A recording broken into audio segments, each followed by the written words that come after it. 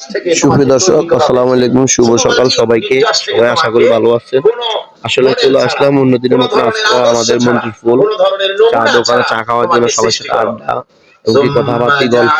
তো আজকে আপনাদেরকে একটা জিনিস দেখাবো যেটা আপনার আসলে খুব আশ্চর্য হয়ে যাবে।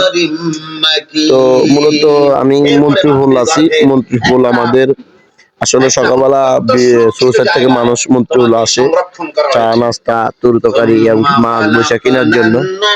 তো এটা হলো আমাদের মন্ত্রী হল মূল নাভি। এখানে একটা জিনিস দিয়ে আমার চোখে পড়ছে, আপনাদেরকে দেখাই।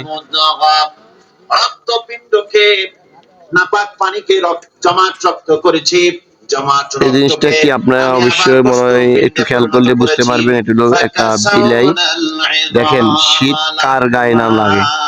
শীতের জন্য শীত ওভার পড়ার কারণে ছাদের উপরে যেখানে রোদ আছে ওইখানে মূলত রোদ হওয়াইতেছে।